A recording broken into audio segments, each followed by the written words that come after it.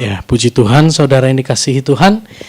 Akhirnya kita bisa masuk di tahun 2025 ya, di minggu pertama. Semua karena kemurahan Tuhan.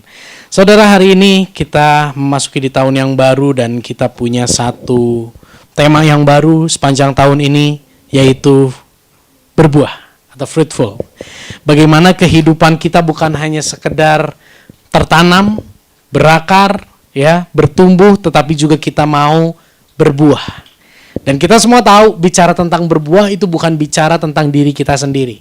Bicara tentang berbuah itu bicara tentang bagaimana orang di sekitar kita menikmati, merasakan buah yang lahir muncul dari kehidupan kita.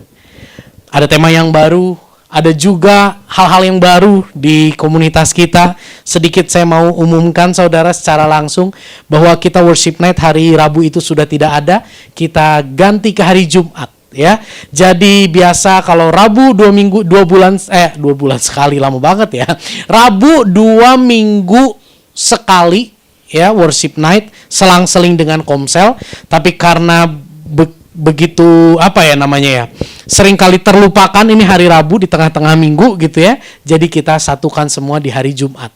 Jadi hari Jumat ada worship night, minggu depannya komsel, Jumat worship night, minggu depannya komsel lagi. Semua itu kita rancang sedemikian rupa dengan sebuah tujuan kita semua bisa sama-sama semakin bertumbuh, semakin mengenal Tuhan, dan di dalam perjalanan nanti ada hal-hal juga yang nanti kita akan jalani bersama-sama.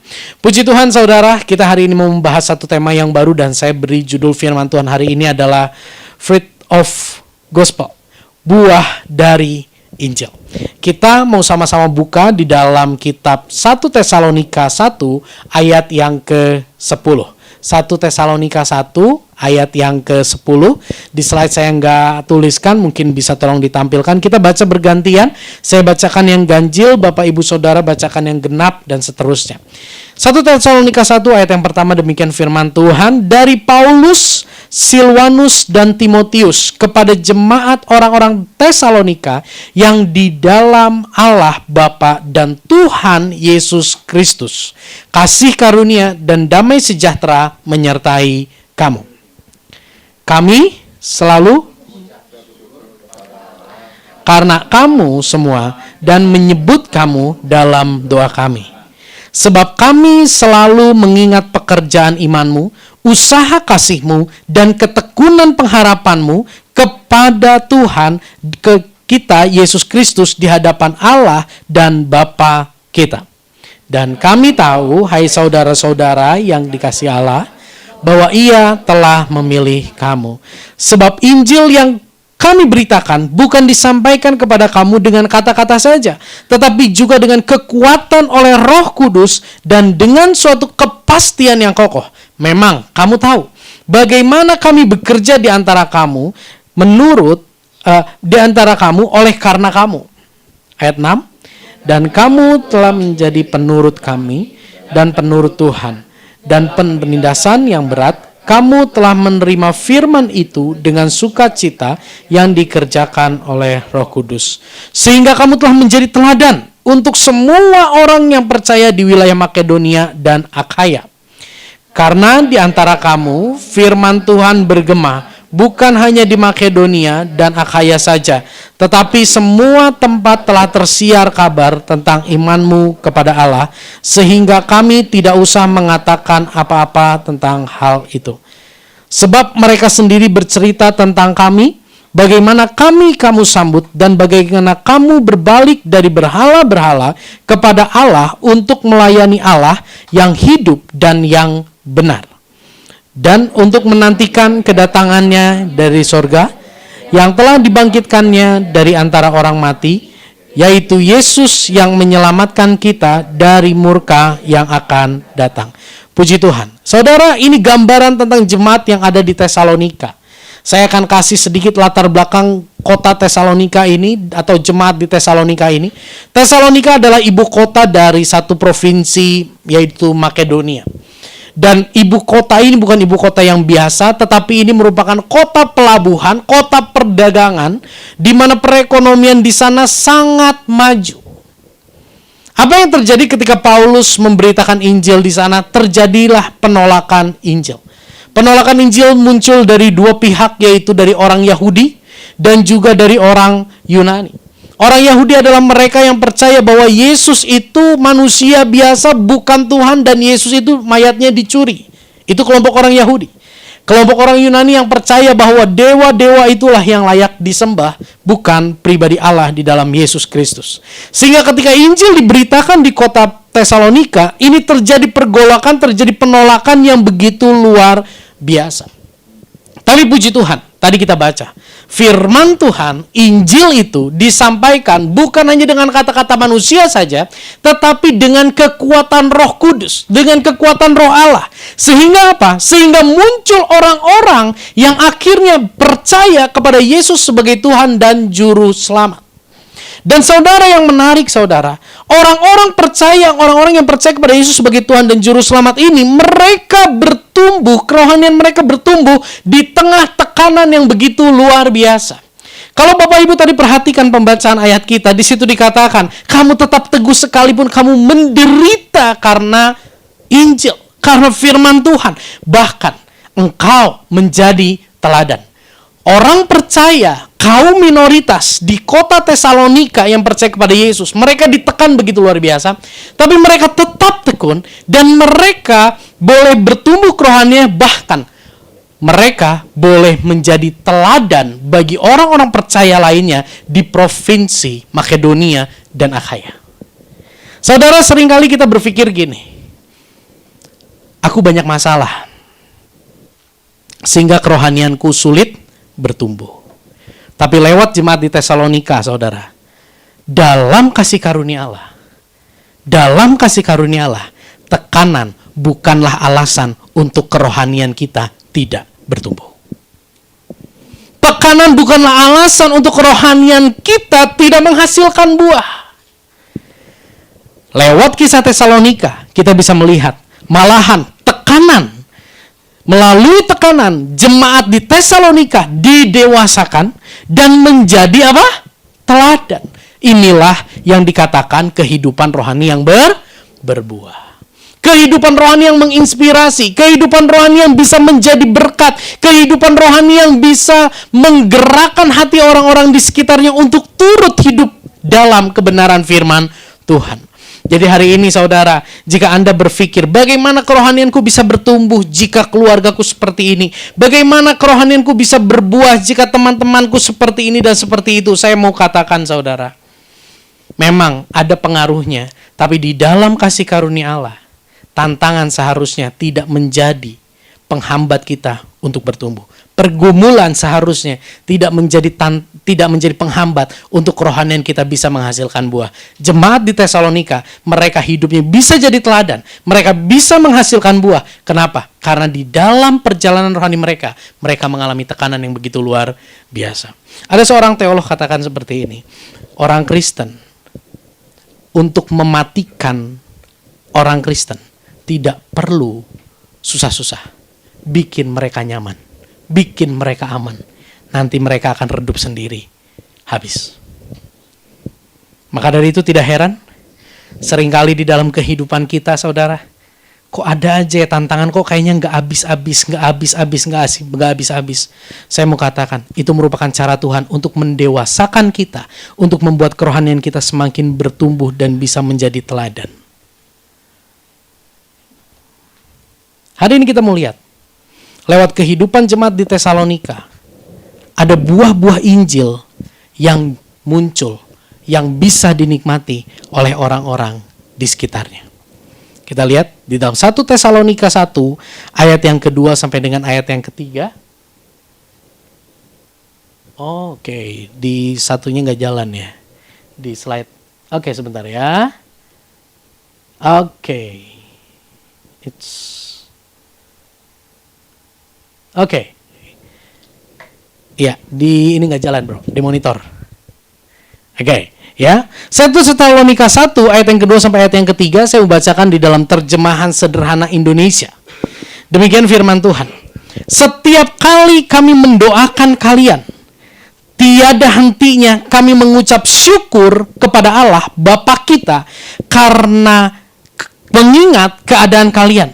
betapa kalian sudah menjalankan keyakinanmu dengan baik, betapa kalian sudah melakukan banyak perbuatan kasih dan senantiasa tabah karena kalian teguh menantikan kedatangan Tuhan kita Kristus Yesus. Saya ulangi, setiap kali Paulus mendoakan jemaat di Tesalonika, dia mengucap syukur dan terus mengingat betapa perjalanan kerohanian jemaat Tesalonika ini begitu setia menjalankan keyakinan, melakukan banyak perbuatan kasih, dan menantikan kedatangan Yesus Kristus dengan setia. Saudara, inilah buah-buah dari Injil yang muncul dari kehidupan jemaat di Tesalonika. Yang pertama, buah itu adalah mereka menjalankan keyakinannya, mereka melakukan perbuatan kasih, dan mereka menantikan kedatangan Yesus Kristus. Ini yang kita mau bahas hari ini, saudara.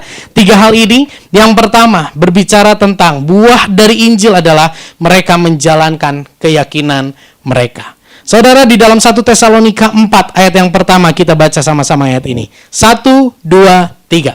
Selanjutnya, saudara-saudari, sekali lagi kami sangat mendorong setiap kalian untuk hidup seperti yang sudah kami ajarkan, yaitu dengan cara yang berkenan kepada Allah, karena kamu semua sudah bersatu dengan Tuhan Yesus. Memang selama ini kamu sudah melakukannya, tetapi kami mendorong supaya kamu semakin sungguh-sungguh lagi untuk hidup berkenan kepada Allah. Saudara, berbicara tentang hidup menjalankan keyakinan yang Paulus maksud dilakukan oleh jemaat Tesalonika adalah kehidupan mereka yang mengalami pertobatan. Kalau saudara baca tadi di dalam pembacaan kita sama-sama, Paulus katakan, bagaimana jemaat Tesalonika ini engkau bertobat, engkau berbalik dari berhala dan melayani Allah yang hidup. Di sini menunjukkan mereka bukan hanya punya status sebagai orang Kristen, tapi hidupnya berbeda dari orang lain. Kehidupannya berbeda dari sebelumnya. Itu yang dimaksud oleh Paulus menjalankan keyakinan. Hari ini saudara, sungguhkah Anda percaya bahwa Yesus Kristus itu adalah satu-satunya Tuhan dan Juru Selamat di dalam kehidupan kita? Jika kita sungguh-sungguh percaya kepada Yesus sebagai Tuhan dan Juru Selamat, seharusnya yang terjadi di dalam kehidupan kita adalah kita mengalami perubahan hidup.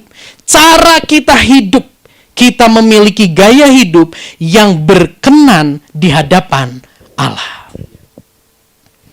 Sama seperti Anda ketika Anda membeli sebuah kendaraan, di situ ada manual booknya, ada buku servisnya. Kenapa sih Anda ikutin timing buku servis itu untuk servis kendaraan Anda? Karena Anda percaya buku itu adalah tuntunan supaya kendaraan Anda tidak cepat rusak. Betul ya? Tapi kalau Anda nggak percaya sama buku itu, Anda akan menjalankan itu, merawat kendaraan itu seenak-enaknya, saudara. Saya punya seorang teman, dia beli motor, lalu dioprek sama dia sedemikian rupa. Saya katakan, ini kan mestinya nggak seperti ini. Dan dia katakan, pabrik nggak tahu, saya lebih tahu. Sok pek baiklah, gawekeun. Apa yang terjadi, saudara? Motornya nggak sampai setahun, turun mesin. Yang saya kasih warna kuning pakai garis bawah. Yang membedakan untuk kita menjauhi percabulan. Yang membedakan untuk kita tidak hidup dikuasai hawa nafsu. Apa alasannya? Karena kita semua sudah bersatu dengan Yesus. Ini alasan utamanya. Jadi kita bisa menjauhi percabulan karena kita takut dipandang buruk oleh lingkungan. Kita bisa mencoba untuk menguasai diri, mengendalikan hawa nafsu, ego kita, kepentingan kita, supaya kita dipandang baik oleh lingkungan. Bisa. Tapi saya mau katakan, bukan itu yang Allah kehendaki.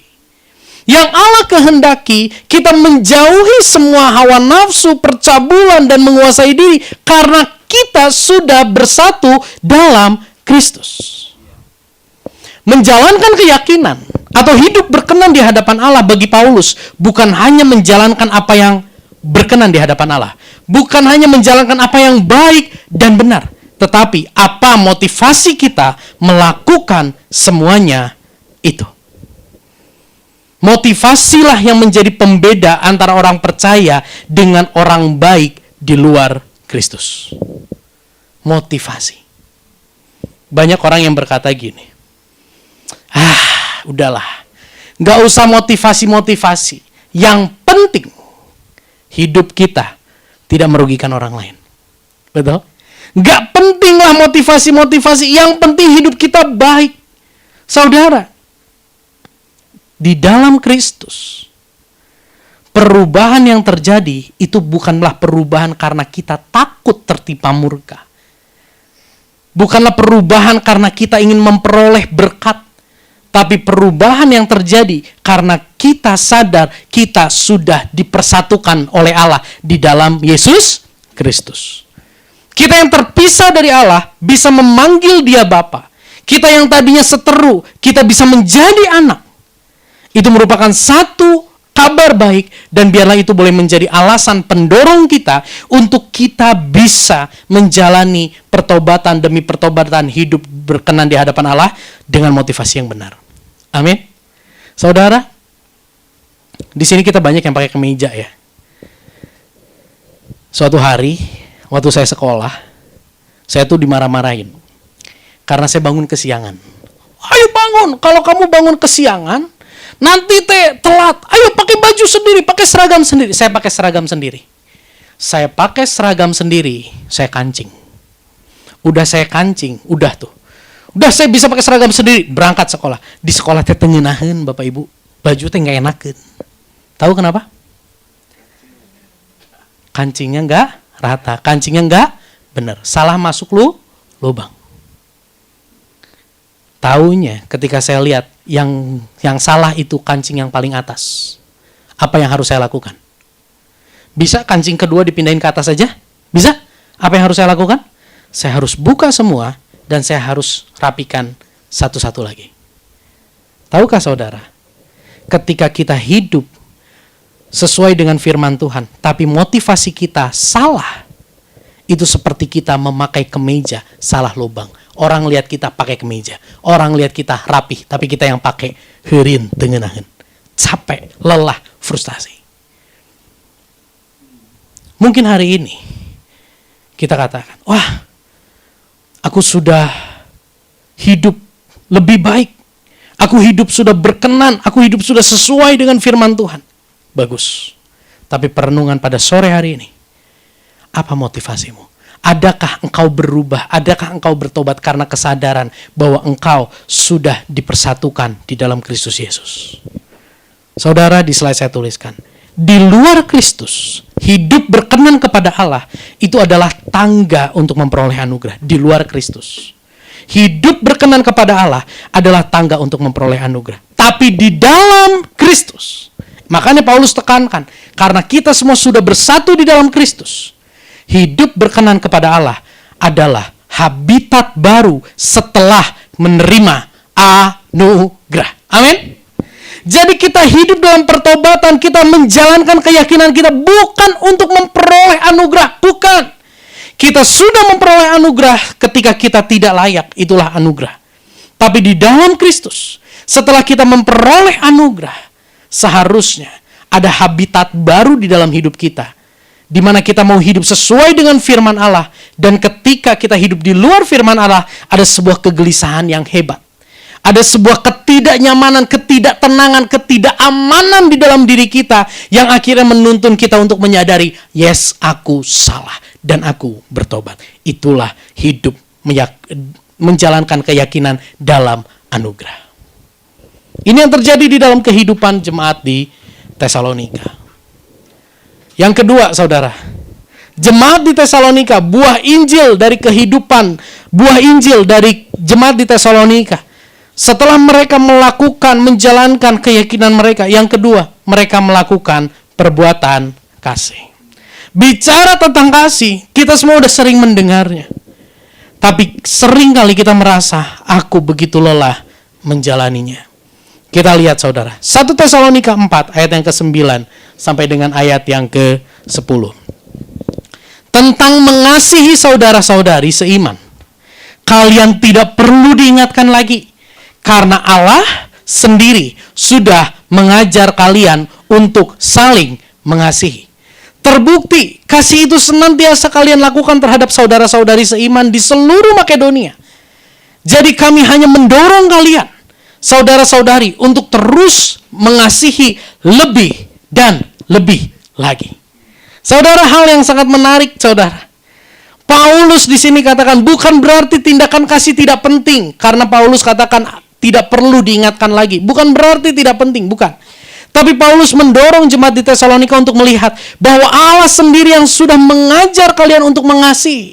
Bahwa Allah sendiri yang sudah mengajar kalian, memberi teladan kepada kalian, dan kalian sudah mengalami kasih itu di dalam Kristus. Paulus mendorong jemaat Tesalonika untuk menjadikan Allah sebagai teladan utama dalam tindakan kasih. Hari ini, saudara, seringkali kasih kita begitu terbatas. Kita begitu egois. Kita begitu seringkali lebih banyak menuntut daripada memberi.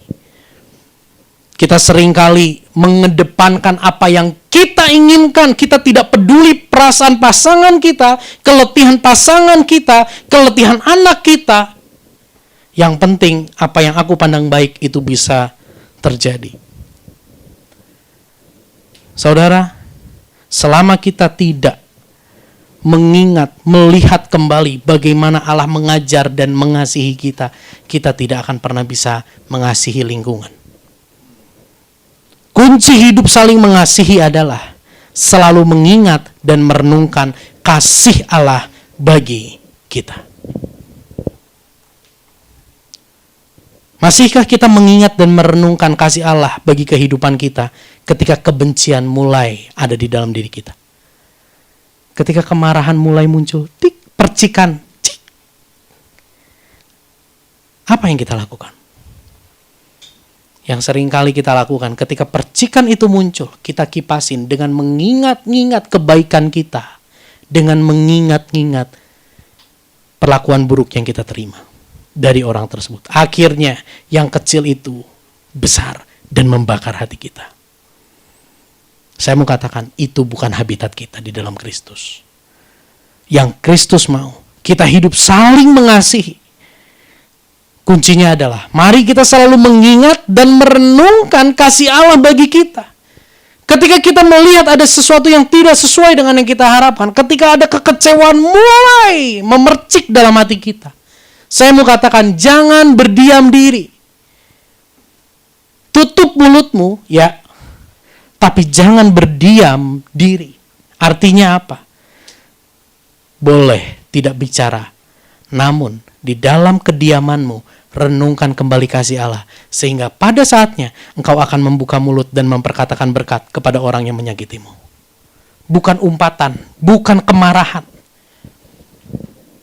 Kejatuhan kita itu bukan diawali dari ketika api menguasai hati kita.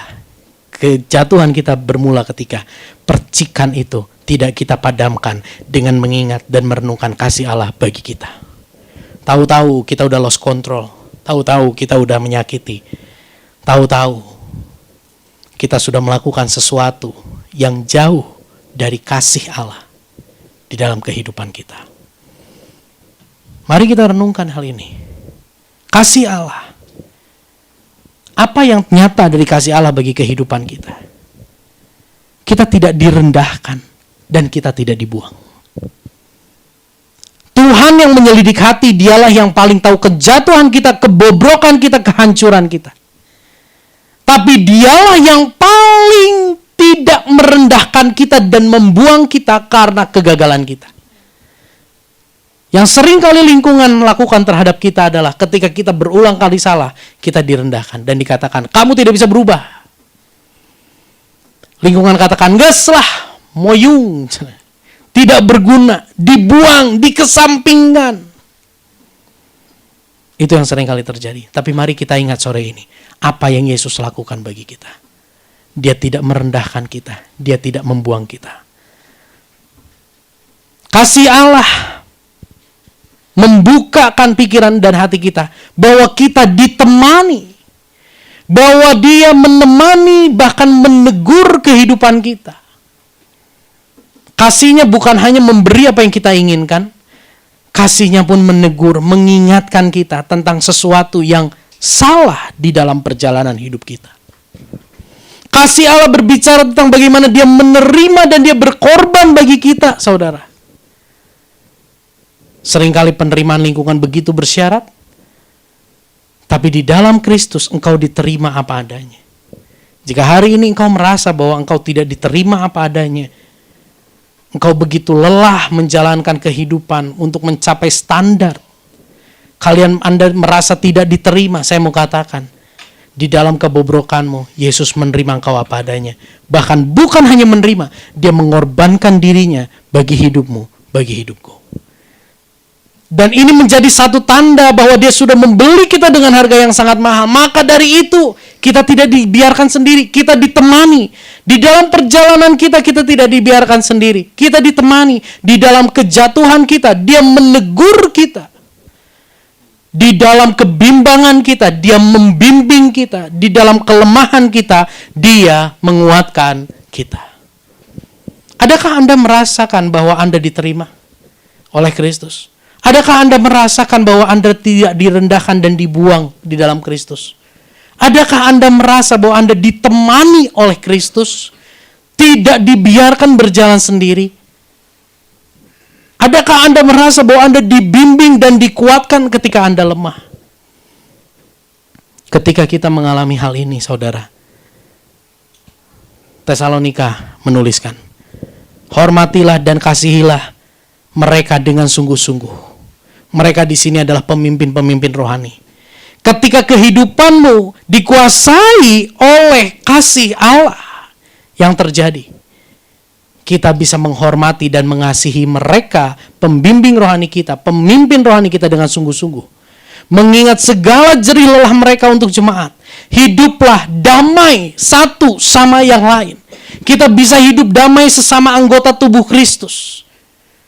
Kita bisa mendorong sesama anggota tubuh Kristus dan menegur mereka ketika mereka hidup sembarangan.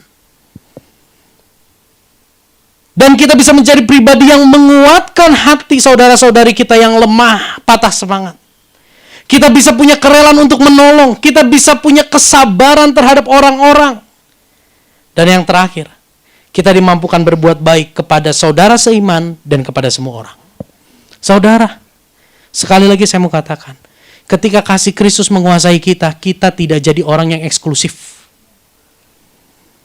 Buah dari Injil yang menguasai jemaat di Tesalonika adalah hidup mereka bisa dinikmati oleh orang-orang di sekitar mereka. Hari ini saya mau tanya, apa yang dinikmati oleh anakmu, oleh pasanganmu lewat hidupmu?